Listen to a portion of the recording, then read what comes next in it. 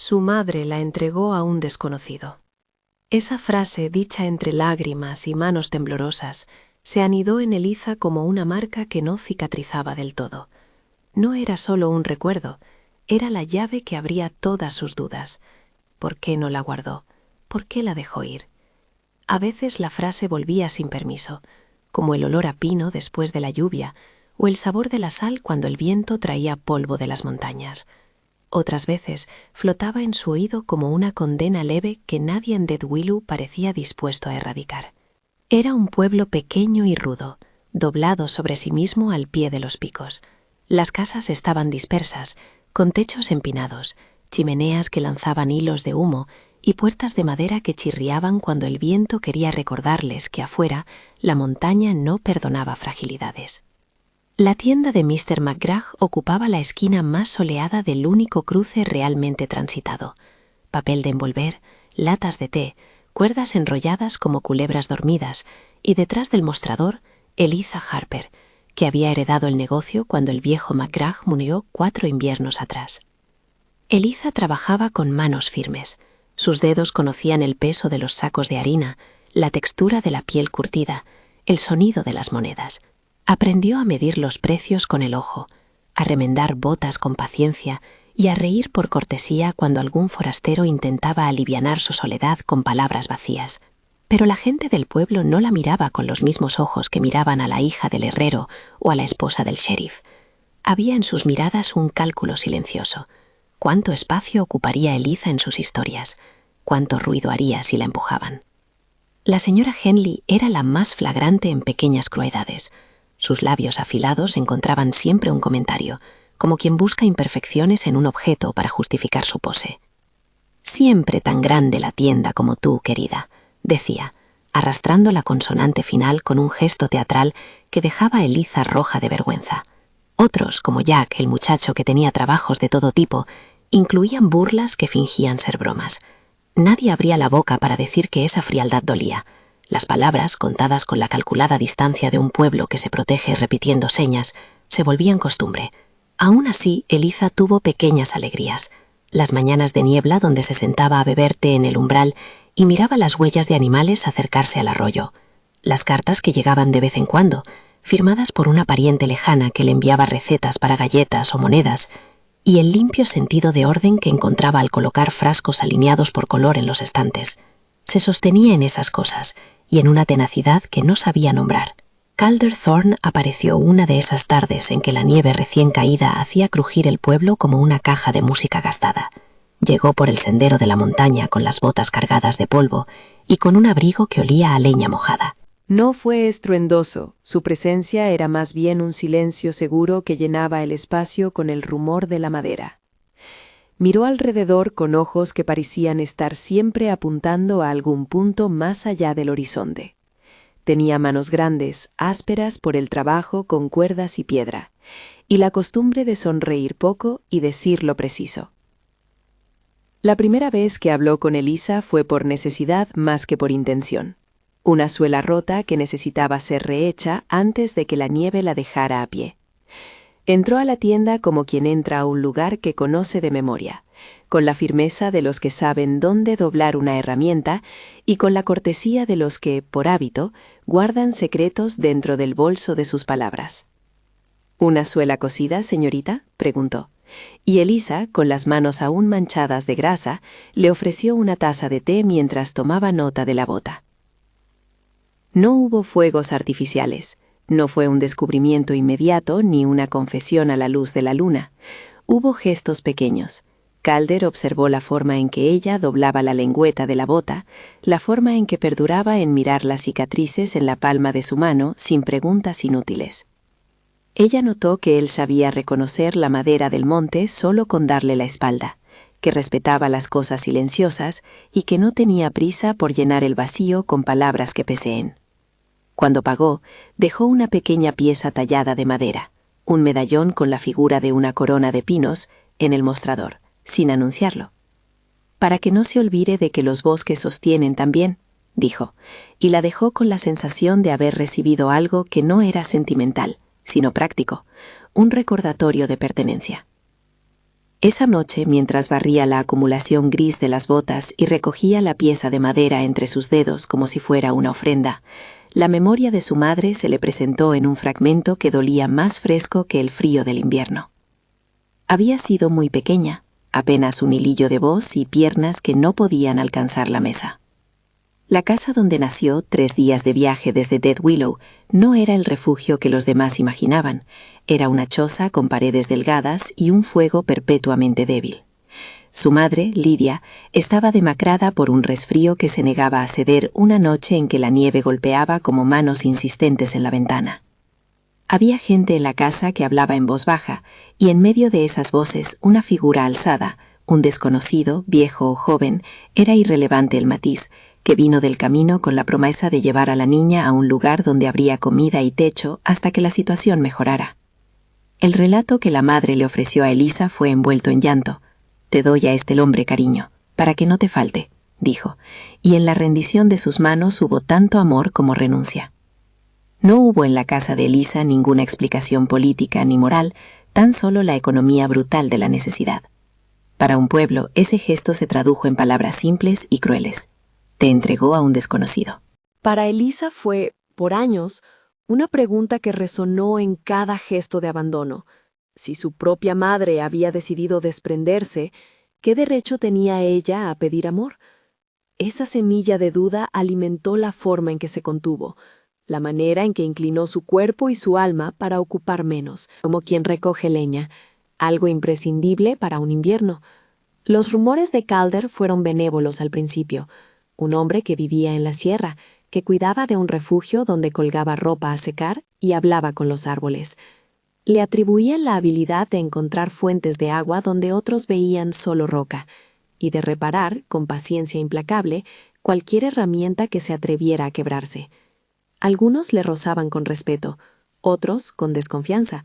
Los forasteros y los que vivían en los picos traían historias que los habitantes de Dead Willow no podían desmenuzar con facilidad. Con el paso de las semanas, Calder se convirtió en una presencia tácita en la vida de Elisa. Traía piezas de madera que ella colocaba detrás del mostrador y a cambio pedía pan o una jarra de té. A veces, al cerrar la tienda, él se quedaba un rato y hablaban sobre cosas prácticas, cómo salvar un saco de harina del moho, cómo se mide la lluvia según el sonido con que cae en el tejado del cobertizo. Elisa aprendió a contar sus días en pequeñas acciones, y Calder se fue asentando como una sombra que no se hacía presente para ocupar, sino para sostener. En una de esas tardes, después de haber remendado 2 botas y haber escuchado la voz áspera de Jack burlarse por alguna nimiedad, Elisa lo encontró sentado en uno de los tablones de la fachada, tallando algo con una navaja. La lluvia había dejado una calidez residual en los troncos, y la gente se movía con parsimonia, evitando la ira de un cielo que podía dar por terminada la jornada en cualquier momento.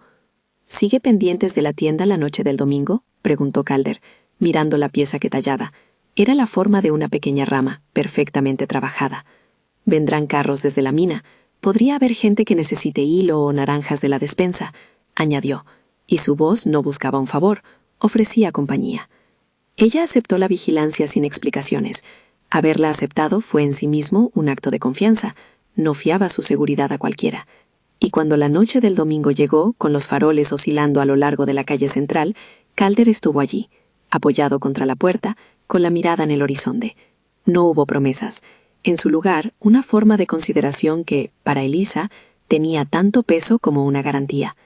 Fue en ese primer periodo de proximidad en que apareció la presencia insidiosa de algo peor, la banda Dalton. Al principio fueron historias susurradas en la taberna, palabras que se liberaban con el alcohol y volvían a esconderse al día siguiente. «Roban a quien pueden», decía alguien. «Se llevan el pan y las buenas intenciones», decía otro. Mason Dalton, su líder, era descrito con trazos ásperos, un hombre que había aprendido a usar la intimidación como moneda corriente, con una cuadrilla que lo seguía por miedo más que por respeto. La banda había crecido su audacia, y Dead Willow, al encontrarse en medio del camino entre la sierra y la ruta del valle, era un objetivo posible. A Elisa le llegaron noticias en forma de risas contenidas y miradas que esquivaban su rostro. Mason Dalton no era, de momento, un nombre con rostro. Era una sombra en las conversaciones que dejaba un rastro frío. Pero a mediados de noviembre, la sombra encontró los contornos, y el pueblo comenzó a sentir la prensa del peligro como una mano que aprieta el costado del estómago. 2 de los almacenes de los suburbios amanecieron con las puertas forzadas, sacos vacíos y la impronta de botas gruesas en la nieve. Nadie en el pueblo quería ser la próxima víctima, y el sheriff Tucker empezó a repetir, con la voz dura por la preocupación, que se tomarían medidas. «No estamos indefensos», dijo, aunque su mano temblaba cuando apretaba la culata de su rifle. La seguridad, en Dead Willow, dependía de hombres y mujeres con agotamiento en las costillas. Elisa oyó, una tarde, que Mason Dalton había pasado por la taberna y que su ojo había quedado fijo en ella durante demasiado tiempo. La idea de que alguien la mirase así no era nueva. Pearl Baker, en la lavandería, le había dedicado miradas frívolas cuando no era tarde para recordarle a todo el mundo que su matrimonio valía menos. Pero la mirada de Dalton llevaba algo distinto, una mezcla de cálculo y apetito por la posibilidad de control. El rumor, llevado por la corriente de la plaza, se volvió un cóctel de inquietud en su estómago. Calder notó la inquietud. No necesitó palabras altisonantes para entender que la tensión subía como la presión dentro de una olla con la tapa sin cerrar.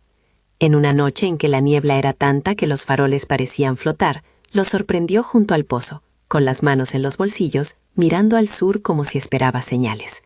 Se le acercó con el abrigo echado hasta los hombros y dijo, con la voz seca: «Si te dijeran que debes dejar el pueblo, ¿te irías sin mirar atrás?» Ella lo miró largo rato. Había en la pregunta algo más. No era solo una curiosidad, era la intromisión de alguien que, sin preguntar, quería proteger un jardín ajeno. «No sé si puedo irme», respondió ella. Y en esa frase había más verdad que claridad. Su lugar en Dead Willow era un conjunto de deudas, de costumbres, de piezas que encajaban y que nunca habían sido su elección. Pero no solo era eso. En la tienda vivían sus recuerdos, la pulcra repetición de arreglos y la sensación, a veces, de que si se marchaba podría perderse a sí misma. «No lo pidas ahora», dijo Calder con suavidad. «Solo piensa en lo que harías si lo más seguro fuera alejarte». Nadie debería tomar decisiones a la carrera. No ofreció la salida, ni ayudó a llenar su cabeza de planes. Simplemente plantó la semilla de la posibilidad. En la forma en que lo dijo había respeto por la agencia de Elisa, y eso, para alguien que había vivido la sensación de haber sido entregada por obligación, fue un alivio pequeño pero definitorio. Tras ese intercambio, llegó el primer contacto con la hostilidad abierta. En la plaza, un carro cargado con bienes proveniente de la mina fue asaltado por hombres que no parecían preparar un robo común. Querían demostrar poder. Hablar de la banda Dalton era ya hablar de una marea que podía subir sin aviso. Mason no apareció en persona en esa ocasión, pero sus cabecillas rondaron la plaza como perros que marcan territorio. Uno de ellos se acercó al mostrador de Elisa con pasos medidos. Un hombre alto, de barba ceniza, que olía a alcohol y cuero. Sin mirarla a los ojos, dejó caer una bolsa de monedas en su mesa y murmuró: «Siempre es bueno tener a la tienda abierta cuando necesitamos algo». La frase llevaba implícita la gravitación de una deuda. Elisa sintió la nuca apretarse. Alguien en la sala soltó una risa baja como para aliviar la tensión. Mrs. Henley, presente en la conversación, no perdió la ocasión y dijo con su habitual sopor: «Trátalos bien, Harper. No sea que te guarden rencor». No había apoyo en su voz, solo cálculo. Calder intervino con calma de montaña. «Si van a comprar, que paguen. Si toman, no lo permitiré». No fue amenaza. Fue una línea dibujada con la seria responsabilidad de quien sabe que ciertas fisuras pueden abrirse y destruir vidas. Cuando cerró la tienda esa noche, Elisa tardó en volver sobre sus pasos. La puerta chirrió, y el silencio del pueblo fue como una sábana pesada sobre los hombros. Calder estaba allí, como siempre. «No estás sola», dijo, y aunque la frase tenía la sencillez de un hecho, la profundidad de su tono la alcanzó en la médula. Hubo un momento, un segundo, 2, en que Elisa consideró aceptar más. Compañía, cambio, la posibilidad de confiar en un hombre cuya vida transcurría en la altura, entre pinos, lejos del rumor de Dead Willow. Sin embargo, Su historia personal era un vínculo con la soledad con el que no sabía negociar. Fue después de esa noche cuando el rumor tomó forma definida y venenosa. Mason Dalton había puesto precio a bienes y silencios. No se trataba ya solo de saquear. Se trataba de demostrar que podían mover lo que quisieran, y que si alguien se interponía, habría consecuencias. El pueblo, que durante generaciones había sobrevivido a inviernos crudos y a peleas internas, ahora se enfrentaba a una agresión que no venía sola. Se sentía como si la montaña soplara por la garganta de los forasteros y empujara su resentimiento hacia la planicie. En la tienda se habló menos de sarcasmo y más de números. El sheriff Tucker hizo rondas más largas. Calder empezó a ofrecerse para acompañar a Elisa cuando cerrara. Ella, por su parte, buscaba dentro suyo una forma de valentía que no hubiera sido regateada por la memoria de su madre. Sabía que quizás dependía de un hilo sutil, su propia decisión de no dejarse encasillar por el gesto que la marcó en la infancia. Y, en el fondo, la sola posibilidad de que alguien hubiera decidido hacerse suyo, de algún modo, sin exigir negaciones del pasado, le resultaba algo nuevo y peligroso, una concesión que no estaba acostumbrada a permitirse. Si esta historia te está atrapando y quieres seguirla hasta el momento en que las cosas cambian para Elisa, suscríbete y acompáñanos en lo que viene. Las montañas tienen memoria, y no siempre guardan silencio. Los días siguientes transcurrieron con la tensión de una cuerda tensada al límite. Pequeñas conversaciones en el umbral, miradas que se abrían y cerraban como puertas mal engrasadas. Calder trabajó en la reparación del techo de la iglesia del pueblo, una tarea que le daba la excusa perfecta para permanecer cerca sin interferir. Mientras tanto, Elisa tejía en su mente posibles escenarios, no todos desoladores, algunos incluso atisbos diminutos de esperanza, que ella no se permitía nombrar. Hubo momentos de ternura trazados en la cotidianidad. Calder le dejó una manta vieja pero limpia, bordada con un motivo de pinos, antes de una noche de helada. «Para que no te lleven los sueños en el viento», murmuró, con esa voz que no necesitaba ser poética para ser eficaz. Ella encontró, en la suavidad de la lana, algo que no tenía precio, la sensación de que alguien había pensado en su comodidad sin esperar nada a cambio. Al mismo tiempo, la presión social no perdonaba. Había quien todavía veía en Elisa un lugar cómodo para descargar malas conciencias. Pero también empezaron a aparecer grietas en esa unanimidad. Después del robo a los almacenes, algunos vecinos se plantaron con un silencio incómodo frente a Mrs. Henley, que por primera vez no supo qué decir. La devoción silenciosa de Calder, su manera de actuar sin pedir reconocimiento, comenzó a mover algo que hasta entonces había parecido inmóvil, la mirada del pueblo. No fue un cambio instantáneo, fue como la nieve que, acumulándose lenta, acaba por cubrir un sendero. Nadie proclamó una nueva era, pero se respiraba la posibilidad de que las historias pudieran reescribirse. Una tarde, cuando el sol estaba bajo y la sombra de las montañas dibujaba franjas azules sobre la calle, un caballo sin jinete apareció atado frente a la taberna. La gente se acercó con cautela. Sobre el lomo del animal había señales de apuro, y unas huellas recientes llevaron hasta un rastro que se perdía hacia el bosque. Nadie quería ser quien se adelantara a mirar. La noticia corrió con la rapidez de la sangre al corazón. La banda Dalton había pasado demasiado cerca. Y con esa proximidad vino la certeza de que Dead Willow no estaba al margen de la violencia, sino a su alcance. Calder fue a comprobar el rastro con la eficiencia de una persona que había hecho de la montaña su escuela. Sus movimientos eran precisos y su mirada nada sentimental. Elisa, contra su costumbre de no involucrarse, le pidió que la dejara ir con él. Quería ver, necesitaba mirar de frente la amenaza que había hecho que su mundo entero, la tienda, su quietud, su modo de ser, cambiara de textura. No la dejó ir. «No es para ti», dijo con honestidad, quien no pretendía cuidar con paternalismo, sino con criterio. «Te quedarás aquí. Cerraré yo la tienda esta noche, y vendré por la mañana». En esa decisión había cuidado y cálculo, y Elisa, aunque mordida por un orgullo que a veces la impulsaba a contradecir, entendió que no siempre la valentía se demuestra rompiendo planes. Aceptó quedarse, y cuando Calder se alejó por el sendero, su espalda recortada contra la nieve fue un punto que se haría grande con el tiempo. Aquella noche, mientras el viento le hablaba en lenguas de árboles, Elisa pensó en la entrega de su madre. Tal memoria le visitó como si fuera un visitante pesado, repasando cada rincón de su valor. Se demandó a sí misma con la dureza que se reserva para los errores. ¿Por qué seguir aquí? ¿Por qué no marcharse a un lugar donde su pasado no la siguiera? Pero mientras las preguntas se amontonaban, un sentimiento más resistente sucumbía.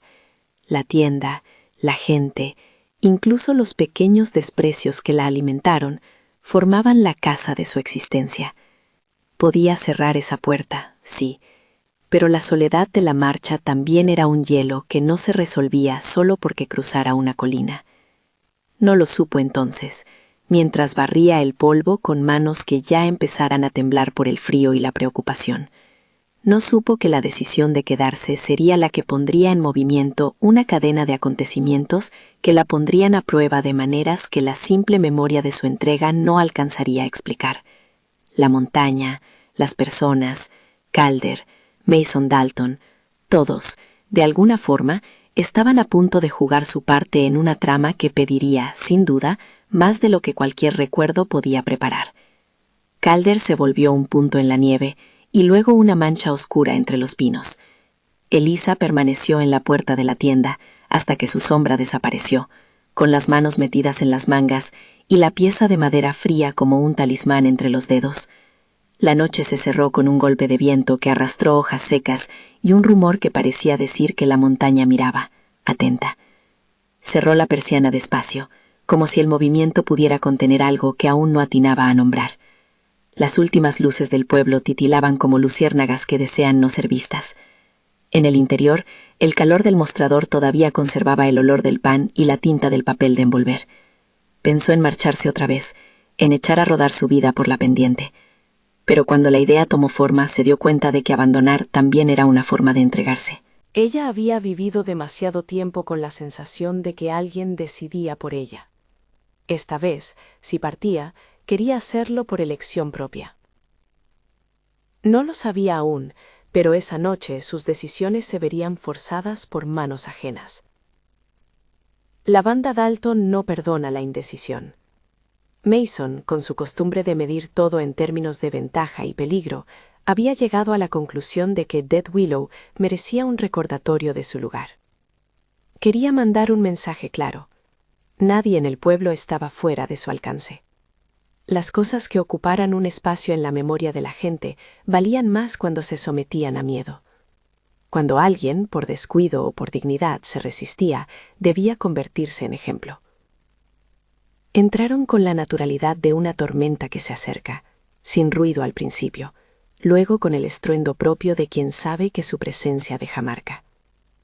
Eran 4 al principio, después quizás 6, hombres cubiertos con capas y barbas sin peinar, botas pesadas que no aprendieron a cuidar la madera del suelo. Uno de ellos tenía una voz baja y cortante que a Elisa le recordó el golpe de una puerta cerrada. Dejaron un rastro de ojos que calculaban qué pieza del pueblo valdría la pena retener. Cuando alcanzaron la tienda, el hombre de barba ceniza que había hablado antes pasó la mano por el mostrador, como quien tantea una mercancía antes de decidir si la compra. Ella los enfrentó con la misma calma que había aprendido a cultivar para las horas de más trabajo. No porque no tuviera miedo. Su miedo tenía la misma textura de la nieve que a veces la cubría hasta los tobillos, frío y profundo. Pero tenía también la voluntad de no reducirse más. ¿Qué desean?, preguntó, apoyando las palmas sobre el barniz, dejando que su voz mantuviera la medida de la cordura. Cosas, dijo uno, con desdén. Protección, lo habitual. Hablaron con el tono de quien dispone y de quien exige sumisión. Era la economía brutal de la extorsión. Susurraron nombres, dijeron que Mason había pasado la noche anterior cerca del arroyo. De pronto las palabras quedaron cortas y la intención evidente. No pidieron solo leche o harina, pedían moneda, obediencia, el reconocimiento de que mandaban. Ella se negó con la mirada más que con la voz.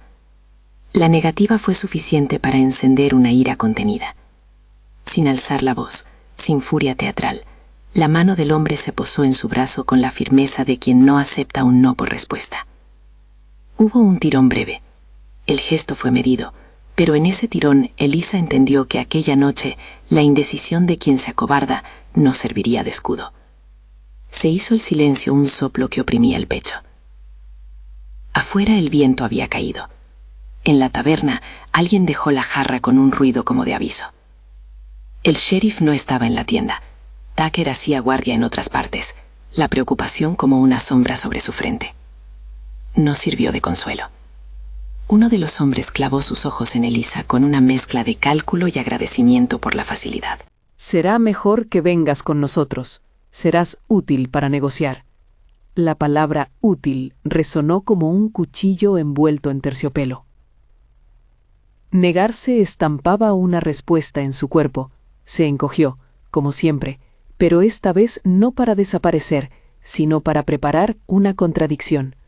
No voy a nada con ustedes, dijo, y en la voz hubo algo que no supieron quebrar, dignidad más que valor herido. Fue suficiente para desencadenar lo que había estado latente.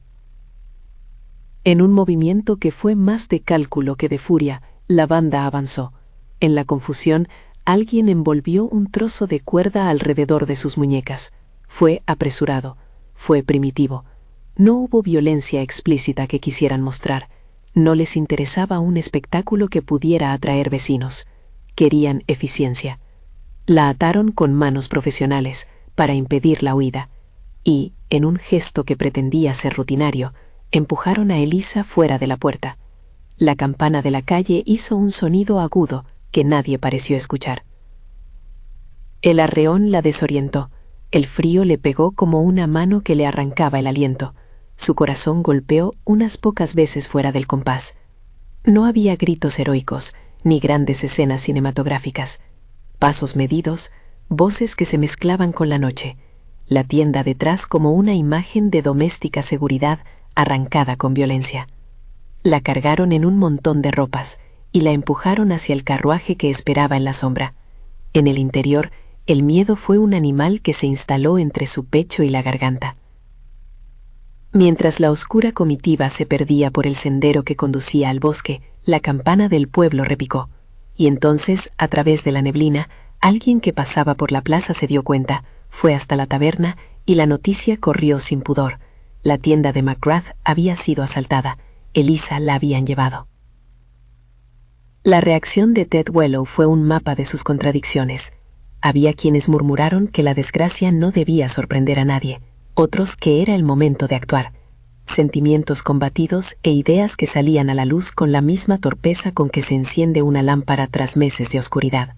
Ese ruido se mezcló con la nieve, que continuaba cayendo como si no tuviera prisa por cubrir silencios. Calder no necesitó que le dijeran. Los rastros en la niebla hablaban con la honestidad que tienen las huellas.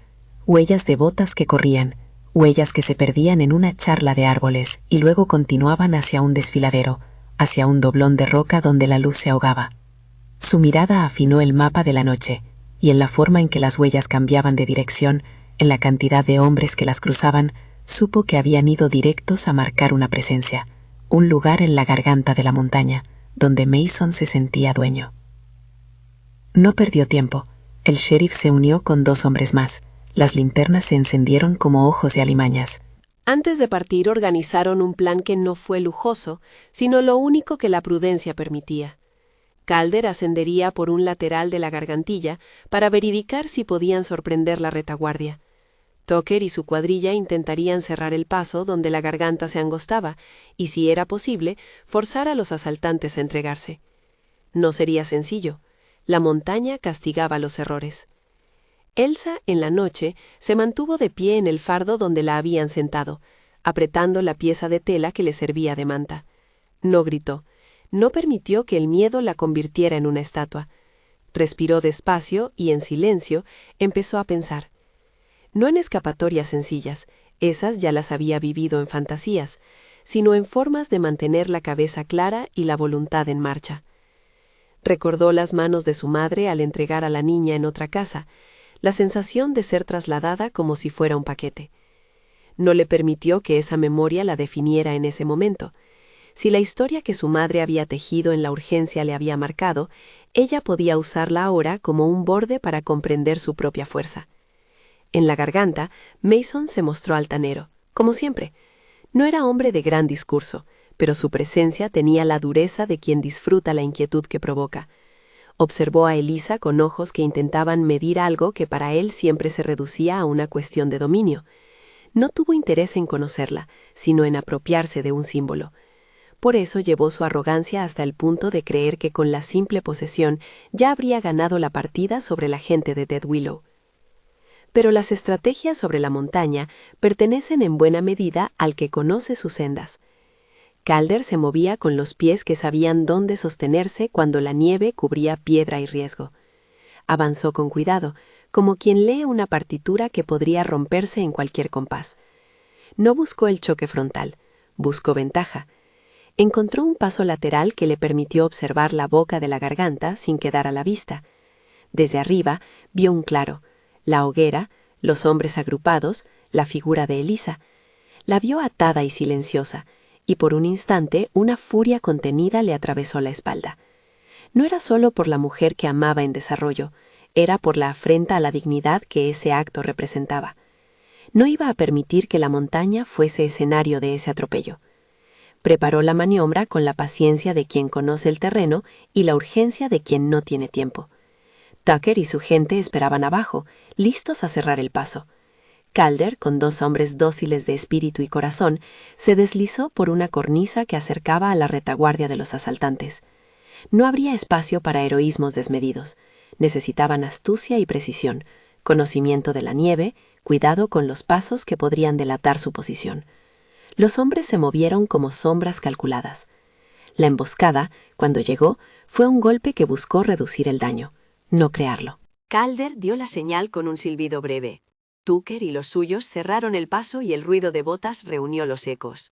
Hubo confusión, hombres levantándose como si despertaran de un sueño corto, órdenes gritadas, el estruendo seco del choque entre la voluntad de mantener el botín y la firmeza del pueblo que no estaba dispuesto a ceder sin lucha. Se oyeron disparos, no muchos, pero suficientes para dibujar la tensión en el aire. Un hombre cayó, no por la gloria de la contienda, sino por la precisión del miedo. Otro fue detenido con cuerdas que ya no tuvieron la misma firmeza que en la noche del asalto. Mason, furioso, intentó huir. En el trasiego de la pelea hubo empujones, un hombre resbaló y rodó por la pendiente, quedando inmóvil, entregado a la nieve. Solo entonces la escena pareció rendirse, la banda perdida, con menos brazos que antes, sin la claridad que da la impunidad. Calder llegó hasta Elisa como quien busca un objeto valioso, y lo encuentra hecho polvo. Desató sus ataduras con manos que conocían nudos y con la urgencia de quien teme por el estado del tesoro. La encontró pálida, su respiración rápida, pero con la frente firme. Ella lo miró durante 2 segundos largos, y en esa mirada hubo más que agradecimiento. Hubo reconocimiento de que su vida no sería moldeada por otras manos sin su consentimiento. «Lo siento», dijo Calder, y en la palabra había algo más que disculpa. Había la promesa de que nunca permitiría que nadie volviera a decidir por ella. La bajada a Dead Willow fue como una procesión que transportaba algo que no habían sabido cuidar, la dignidad recuperada de una mujer que no había pedido ser símbolo. La gente los miró llegar, y por un instante la dureza de las miradas se quebró. Algunas personas se acercaron sin atreverse a tocar, otras sentían la vergüenza de haber mirado hacia otro lado. Mrs. Henley permaneció con la boca cerrada y un gesto que intentaba ocultar la culpa. Hubo quienes ofrecieron mantas, hubo quien ofreció panes. No fue una restitución mágica, la comunidad no cambió en una tarde. Cambió porque el acto exigió que se miraran a sí mismos. En los días que siguieron, Elisa se recuperó de la mayor parte de las heridas que la violencia pudo imprimir en su cuerpo. Las otras, del alma, demandaron más tiempo y más presencia. Había noches en las que los ruidos le devolvían la sensación de manos ajenas. Había amaneceres en los que la nieve le parecía un blanco que ocultaba huidas. Tuvo miedo de la sombra de la puerta y de los pasos apresurados en la noche. Pero no permitió que el miedo la anulara. Lo aceptó, lo nombró, le dio espacio y lo trabajó con la ayuda de quienes la rodeaban. Calder fue, en esa recuperación, tanto sostén como espejo. No dominó con amor, cuidó con paciencia, le llevó té, le puso vendas cuando las manos aumentaban la tensión. En las noches largas se sentaba a su lado y contaba historias de Sara, su mujer muerta, cómo ella colocaba las semillas para la primavera, cómo cosía, cómo enseñaba a medir los días por el volumen de la niebla. No dijo el nombre de Sara con espíritu de rivalidad, lo dijo con reverencia, y ese respeto hizo entender a Eliza que el corazón de Calder no borraba los amores pasados, los integraba. Ella misma visitó la tumba de Sara en silencio, puso una ramita de pino y dejó que la memoria de aquella mujer formara parte de la suya. La presencia de Eliza en el centro de la conversación cambió a Dead Willow lentamente, con la parsimonia propia de las estaciones. Algunas personas, como el viejo McGrath, que había sido siempre más de acciones que de palabras, se limitaron a ofrecer un gesto, un apretón de mano, unas monedas menos en la cuenta, un apoyo que no necesitara rótulos. Others, como Martha Chen, la mujer que cuidaba a los embarazos y conocía las manos de las madres, se convirtió en su confidente. Mrs. Henley, con la dureza que la caracterizaba, dejó una jarra de sopa en la puerta una madrugada, sin atreverse a mirar a Eliza a los ojos. Esa jarra fue un inicio bajo y torpe, pero fue inicio. Cambios lentos, miradas que con el paso del tiempo fueron buscando el lado humano más que el rumor fácil. La caída de Mason Dalton en la garganta fue, en buena medida, el punto de inflexión. Detenido, juzgado por una asamblea de hombres y mujeres que no eran jueces en la ley escrita, pero sí en la moral de un sitio que no quería más violencia, Mason fue condenado a dejar el valle, a pagar algún grano y, sobre todo, a soportar la pérdida pública de su estatus. Hubo quienes quisieron más dureza, otros una clemencia que entendía la fragilidad de la vida. No importó el veredicto final con exactitud, lo que importó fue la idea de que el pueblo se movía, y ya no toleraba que sus vecinos fueran moneda de cambio. Con el tiempo, las cosas que se dijeron se convirtieron en gestos. Calder, que no apreciaba los honores, recibió de algunos, sin fanfarrias, un respeto que se instaló en la forma en que la gente le dejaba espacio para pasar. No se trató de alabanza pública, fue una confianza silenciosa en el que había arriesgado su vida por el bien común. Eliza, por su parte, fue recobrando el centro de su propia historia. No lo hizo por imposición, lo fue construyendo con pequeños actos que manifestaban su agencia. Decidió cuándo cerrar la tienda, a quién ayudar, qué vender y qué no. Empezó a aceptar la ayuda de quienes ofrecían manos, no compasión. Con ese paso, el vínculo entre ella y Calder cambió también de forma. Ya no eran solo vecinos, eran compañeros en un sentido que no exigía renuncia a historias anteriores. Una tarde, cuando el viento parecía pedir tregua y el sol jugaba con las copas de los abetos, Calder la subió a la cabaña que él mantenía en la ladea. La cabaña tenía la sencillez de las cosas bien hechas. Tablas que olían a resina, una mesa pulida por el uso, una cama con mantas bordadas. En una esquina, la fotografía embarcada de Sara, con la sonrisa corta que, sin embargo, hablaba de una vida compartida. Se detuvo un rato ante ella. No habló con grandilocuencia. Dijo cosas pequeñas pero exactas, que había querido cuidarla desde el primer invierno en que la vio doblar las botas, que la había valorada por su integridad, por la forma en que no dejaba que el rumor la definiera. Le pidió con la sencillez de quien sabe que las palabras pesan que compartieran una vida. Lo hizo de manera que honrara la memoria de Sara, y la petición no fue una demanda de exclusividad que borrara pasado, sino una invitación a ser una familia. Elisa aceptó, no como consecuencia de una deuda, ni como un remedio para la soledad, sino porque eligió compartir su camino con alguien que la veía sin la necesidad de poseerla. La boda fue pequeña, celebrada con luna llena, y la presencia de quienes formaban parte de sus vidas. No hubo grandes fastos, hubo panes, canciones que salieron de gargantas sinceras, manos que aplaudieron la nueva unión como quien acompasa el ritmo de la estación. El pueblo estuvo presente en forma de ayuda y también de cautela. No era que hubieran olvidado el pasado, pero entendieron que la vida se procede con capas. Mrs. Henley, que fue la primera en cruzar la calle para entregar un ramo torpe de flores secas, no dijo mucho, pero cuando Elisa la abrazó, algo entre ambas cambió para siempre. La barrera se había convertido en puente, aunque no en exención. Algunos seguían murmurando, otros, en cambio, dejaron de hacerlo, porque les costaba menos ayudar que acusar. El tiempo llevó a otro milagro, no de los que el mundo promete con rapidez, sino de los que nacen de la paciencia. Elisa quedó embarazada. La noticia se esparció como una primavera tardía, con extrañeza para algunos, con esperanza para otros. El pueblo, que había aprendido a reparar sus costuras, se alegró a su modo. Martha Chen fue de nuevo la que acompañó el proceso con manos sabias. Calder, que no sabía hacer otra cosa que sostener, se volvió aún más cuidadoso. Hablaba con la barriga como si en ella se alojara la continuación de algo sagrado y cotidiano al mismo tiempo. El parto fue una noche clara, con la luna asomando por encima de los picos. La cabaña se llenó de voces bajas y de aromas a infusión, con mantas preparadas y el ritual de quienes conocen los pasos necesarios para traer una vida al mundo. Elisa gritó, como corresponde, y luego rió entre lágrimas cuando la primera llaga de llanto de la niña se mezcló con el alivio. La sostuvieron con el respeto que se da a lo que es frágil y fuerte a la vez. Calder, con las manos aún temblorosas por la emoción, la miró y supo que algo había cambiado en el mapa de su mundo para siempre. La llamaron Sara. No por olvido, sino por continuidad, para que la memoria de quien vino antes tuviera un puente tangible hacia lo que ahora nacía.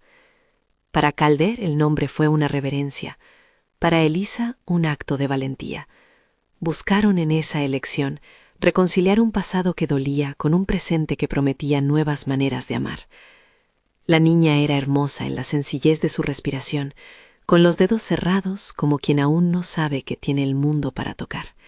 La llegada de la bebé transformó la casa en una casa de risa y ruido.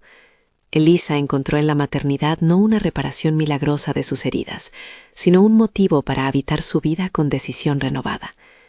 Cuidó de la niña con ternura que no era meramente pasiva. La enseñó a escuchar el viento, a saber de qué lado deja la nieve más blanda, a contar los pasos hacia la cabaña por las marcas en los árboles. La crió con historias, las de la tienda, las de la montaña, las de Sara la primera, para que la pequeña supiera que todo estará encadenado por el amor y la memoria. El pueblo, con el paso de las estaciones, se habituó a que la familia de la montaña formara parte del paisaje como algo indudable. Los niños del lugar jugaban con la niña, a la que llamaban por el nombre con la misma naturalidad con que nombraban los árboles. No fue un cambio total ni inmediato. Hubo roces, murmullos que se filtraron como agua fría, y resistencias que el tiempo limó. Pero la presencia de una pequeña con los ojos color de hielo y la risa pronta fue un bálsamo que minó la dureza de la costumbre. Una tarde de otoño, cuando las hojas crujían como papeles viejos en la calle central de Dead Willow, Elisa y Calder fueron juntos al claro donde estaba la tumba de Sara. No fue una visita solemne, sino un ritual familiar. Dejaron ramas de pino, una pequeña manta que había bordado Elisa y una pieza de madera tallada por Calder. La tumba estaba marcada por la humildad de una lápida que conocía la lluvia y el sol. Calder habló en voz baja, como si el sonido pudiera mantener las cosas dentro de su lugar. «Gracias», dijo, «por cuidarla, por enseñarme a amar sin borrar». Elisa apoyó la mano sobre la piedra y luego sobre la barriga de cuero que sostenía en su brazo a la pequeña Sara, que se acomodaba en su mantita. Miraron juntos hacia la montaña, como dos personas que saben que la vida no se divide entre pasado y futuro, sino que se teje con ambos. Elisa, que había llegado a Dead Willow con una marca que le hacía sentir entregada, cerró un círculo íntimo. La entrega inicial de su madre, que la hizo sentir como un objeto desplazado, se transformó ahora en algo distinto. Había sido entregada, sí, pero la entrega de ahora no fue abandono, sino integración. Alguien la había elegido, la había visto y la había sostenido. La frase con la que había vivido tantos años, su madre la entregó a un desconocido. Dejó de ser una condena única, para convertirse en la entrada de una historia más rica y compleja. El desconocido ya no lo era. Era un hombre que había hecho suya la responsabilidad, que honraba el pasado y constructivamente lo tejía con el presente. Los cambios no borraron la memoria, pero la colocaron en su lugar, como recuerdo que enseña más que define. Elisa ya no se encogía por toda la plaza, ocupaba su lugar con la calma de quien entiende que pertenece por derecho propio. A veces, al cerrar la tienda, miraba la pieza de madera con la corona de pinos que Calder le había dejado el primer invierno, y sonreía. Ya no era talismán para espantar la soledad, sino un recordatorio de un hogar construido a golpe de hechos cotidianos. La vida que reconstruyeron no estuvo exenta de pruebas. Había días en que la nieve se llevaba los rastrojos, y con la nieve las reservas de ánimo. Había noches en las que, por la ventana, todavía se veía a la sombra de los hombres que una vez pasaron por la tienda. Pero cada prueba venía acompañada con un tejido de manos, vecinos que traían comida, Martha Chen con ungüentos, Calder con madera para la estufa. En esa red descubrían que la comunidad es un gesto repetido, no un decreto. Los años pasaron con la lentitud de la savia en un árbol. La pequeña creció con el aire entre los pinos, con la risa que tenía el eco del arroyo. En la plaza, la gente comenzó a llamarla por su nombre sin el peso de tener que decir la historia como advertencia. Hubo días de sol y de tormenta, y en ambos su presencia cumplía la promesa de que la vida puede recomponerse. Elisa, que se había pasado la infancia preguntándose por el motivo de la entrega primera, dejó de ver en ello una condena única. La mezcla de la ternura y la dureza le enseñó que las decisiones humanas no solo producen dolor, también pueden abrir paso a nuevos modos de pertenecer. Una noche, cuando la nieve cubrió la cabaña con un manto grueso y el fuego dentro ardía con paciencia, Elisa recogió a la niña y la llevó a la tumba de Sara otra vez. La dejó acostada sobre la manta, miró la luna y sintió una gratitud fría y clara. Pensó en su madre Lidia, en el gesto de aquella madrugada en que entregó a la niña a un desconocido por no tener otra alternativa. No la juzgó con la dureza de antaño.